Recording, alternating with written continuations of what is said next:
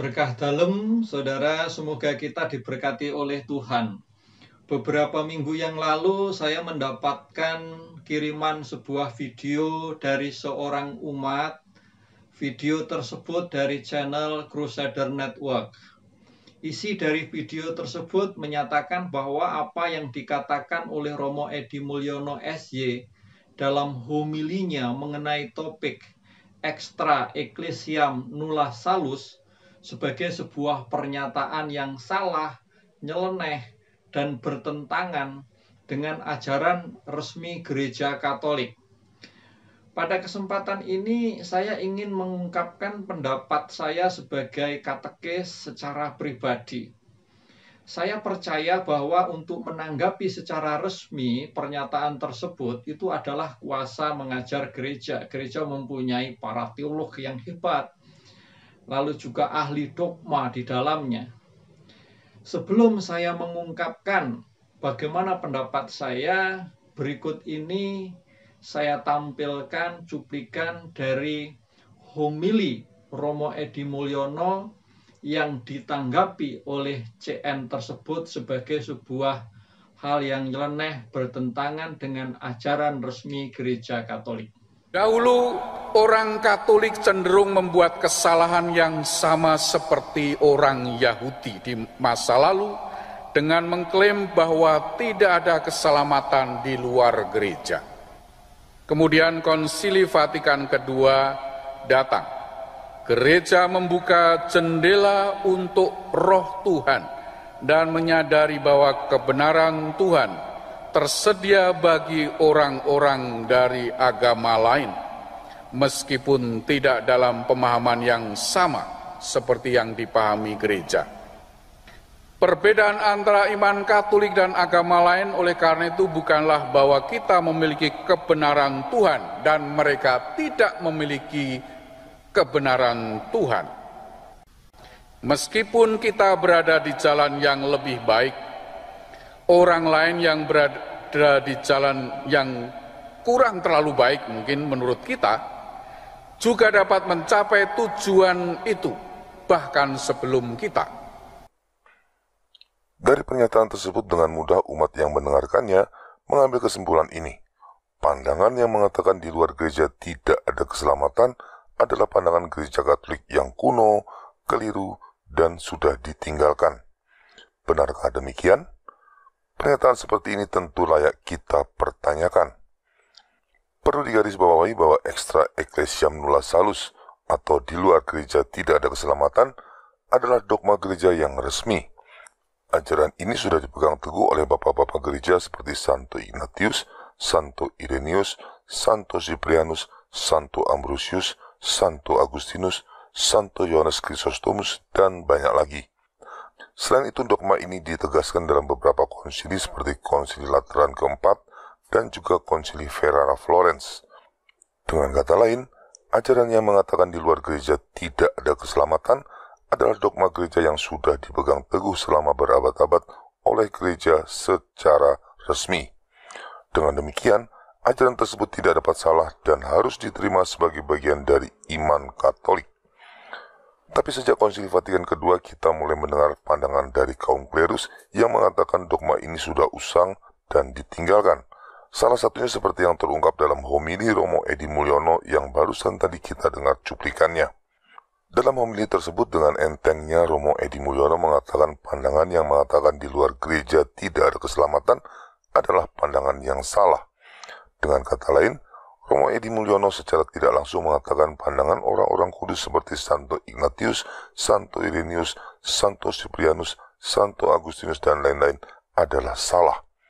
Dan karena pandangan ini juga ditegaskan gereja secara konsisten dalam beberapa konsili, itu berarti Romo Edi Mulyono secara tidak langsung juga mengatakan bahwa Roh Kudus telah memberikan inspirasi yang salah kepada gereja Katolik, atau Gereja Katolik telah salah dalam memahami inspirasi Roh Kudus. Jelas ini tidak mungkin. Beberapa hal yang bisa saya katakan menanggapi hal tersebut. Yang pertama, ajaran mengenai keselamatan di dalam Extra ecclesiam nulla salus, yang artinya di luar gereja tidak ada keselamatan, ajaran itu atau ungkapan itu pertama kali berasal dari Santo Cyprianus dari Kartago pada abad ke-3 Masehi. Extra ecclesiam nulla salus muncul di dalam dokumen resmi Konsili Lateran pada tahun 1215. Konsili itu menegaskan bahwa semua keselamatan datang dari Yesus Kristus sebagai kepala dan disalurkan melalui gereja sebagai tubuh mistiknya. Dan memang seperti yang dikatakan oleh CN, dalam sejarah banyak bapak gereja maupun orang kudus memberikan komentar dan penafsiran terhadap ajaran tersebut. Konsili Vatikan II memang tidak menganulir ajaran tersebut, tetapi memberikan penafsiran resmi dengan dua perubahan yang sangat penting. Dan ini sebenarnya yang mau ditampilkan, mau ditegaskan oleh Romo Edi Mulyono. Dan ajaran resmi ini kemudian dituangkan di dalam Katekismus Gereja Katolik nomor 846 sampai 848. Silahkan saudara bisa cek di Katekismus Gereja Katolik. Yang kedua, perubahan mendasar pertama terletak pada pemaknaan kata gereja. Pada Konsili Lateran, kata gereja itu memang eksklusif, terbatas pada Gereja Katolik Roma. Nah, pada Konsili Vatikan II, kata gereja ini ditafsirkan, diartikan meliputi gereja-gereja dan komunitas Kristiani lain yang diakui sebagai mengemban kenyataan eklesial. Ini bisa kita lihat secara lebih eksplisit dan tegas di dalam Lumen Gentium nomor 8 dan Unitatis Redintegratio atau UR artikel 3, sebuah dokumen tentang ekumenis. Kata gereja sebagai tubuh mistik Kristus, gereja lain dan komunitas Kristen lain oleh Konsili Vatikan II dipandang bisa menjadi sarana keselamatan dan pembenaran bagi para anggotanya. Harus tetap ditegaskan bahwa sarana keselamatan yang penuh memang ada di dalam Gereja Katolik, itu Lumen Gentium nomor 14. Ini artinya sama dengan demikian, bahwa tidak benar memang jika dikatakan bahwa hanya Gereja Katolik Roma yang akan menjadi penyalur keselamatan. Gereja-gereja lain juga bisa.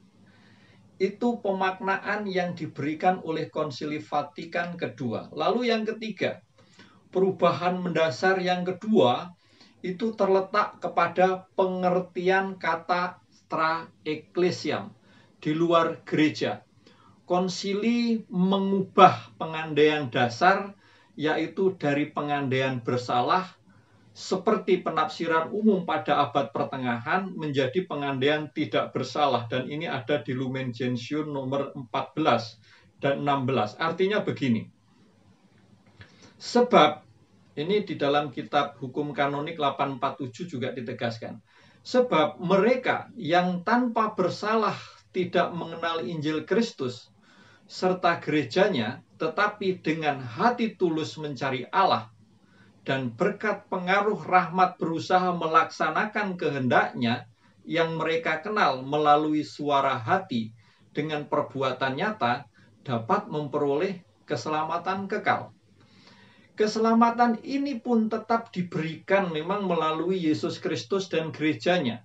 Dan di dalam konsili, di dalam dokumen Konsili Vatikan ditegaskan hal yang sama di dalam Gaudium et Spes nomor 22.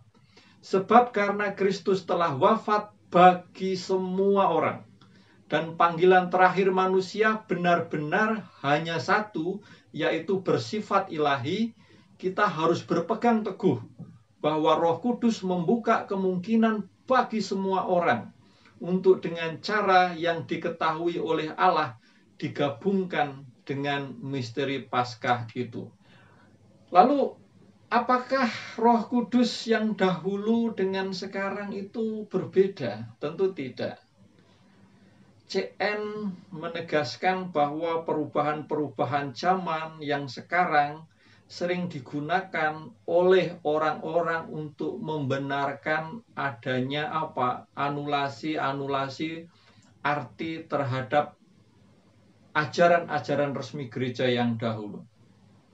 Konteks yang berbeda memang harus diakui, memberikan sebuah tafsir yang berbeda supaya menjadi aktual.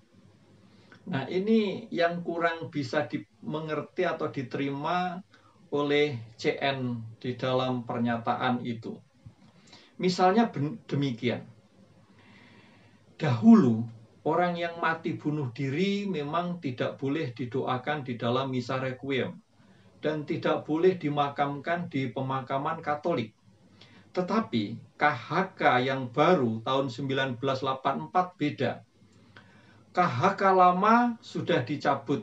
Nah, kalau dicabut lalu apakah berarti Roh Kudus yang dulu menginspirasi para perumus KHK lalu bisa dikatakan salah? Tentu kan juga tidak.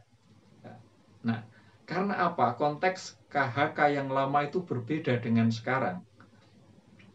Konteks KHK yang sekarang tahun 984 itu adalah Allah yang memang benar-benar berbelas kasih. Mendampingi nomor satu itu adalah mendampingi keluarga. Maka gereja harus mewakili Allah yang berbelas kasih dan pengampun. Dan ini seringkali tidak bisa diterima oleh beberapa aliran konservatif di dalam gereja. Belas kasih inilah yang lebih tinggi daripada aturan, dan Yesus mengajarkan demikian. Dan ini Yesus dulu juga menjadi batu sandungan bagi orang-orang Yahudi. Maka diharapkan kita janganlah konservatif. Kalau dari dulu begitu ya harus begitu terus, tidak boleh berubah, tentu tidak bisa. Justru Konsili Vatikan II hadir untuk menjembatani antara aliran konservatif dan progresif yang ada di dalam gereja. Nah, dari apa yang saya ungkapkan secara pribadi, saya berpikir apa yang dikatakan oleh Romo Edi Mulyono Yesuit itu tidaklah salah, tidaklah keliru, tidaklah bertentangan dengan ajaran resmi gereja. Di dalam gereja Katolik seperti tadi saya sampaikan, ada memang gerakan progresif dan ada gerakan konservatif dari dulu sampai sekarang. Sekianlah saudara pendapat saya sekaligus sharing saya. Tentu ini jauh dari yang memuaskan. Jika ada kekurangan dan atau Anda mendapatkan informasi terkait ajaran iman yang membuat Anda ragu, membuat Anda ingin tahu sebenarnya bagaimana, saya menyarankan Anda bertanya kepada pastor paroki atau kepada Bapak Uskup, karena mereka mempunyai kuasa mengajar. Kepada mereka lah kita bertanya. Terima kasih dan berkah dalam.